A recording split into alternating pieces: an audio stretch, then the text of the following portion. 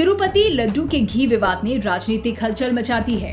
मुख्यमंत्री चंद्रबाबू नायडू ने तिरुपति लड्डू में मिलावट का दावा किया है, जिसकी जांच भी शुरू हो चुकी है। लेकिन जांच के बीच तिरुमाला तिरुपति देवस्थानम टीटीडी ने लड्डू विवाद पर चौंकाने वाला दावा किया है और अगर ये दावा सच साबित होता है तो पूरा का पूरा मामला पलटने वाला है। टीटीडी ने लड्डू विवाद पर दावा किया कि जिस घी की गुणवत्ता को लेकर ये पूरा विवाद खड़ा हुआ है वो घी जुलाई में आया था, जिसका इस्तेमाल ही नहीं किया गया। ऐसे में अब सवाल उठ रहा है कि अगर उस विवादित घी का प्रयोग प्रसादम के लिए हुआ ही नहीं तो फिर विवाद क्यों?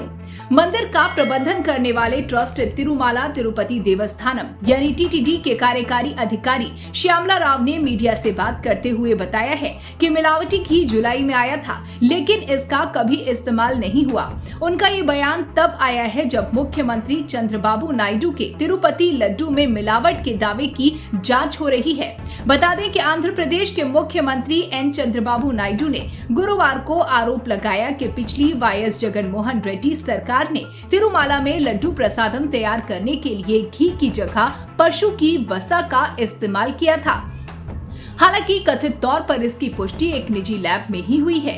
गुजरात में केंद्र द्वारा संचालित राष्ट्रीय डेयरी विकास बोर्ड के पशुधन और खाद्य विश्लेषक और अध्ययन केंद्र या CALF की प्रयोगशाला की 17 जुलाई की रिपोर्ट का हवाला दिया गया है।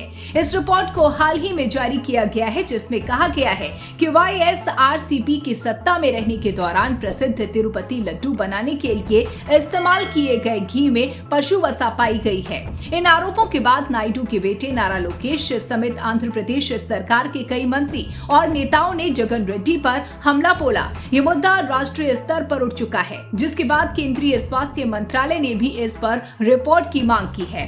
वहीं जिस रिपोर्ट के आने के बाद से ये बवाल हुआ है, उसके मुताबिक 12 जून को नायडू के नेतृत्व वाली गठबंधन सरकार के गठन के कुछ दिनों बाद ही ट्रस्ट के कार्यकारी अधिकारी का पदभार संभालने वाले श्यामला राव के मुताबिक जिस घी में मछली के तेल, चर्बी और गौबास की चर्बी के अलावा वनस्पति तेल जैसे अन्य तत्व भी मिले होने की बात कही जा रही है, उसकी आपूर्ति जुलाई में की गई थी।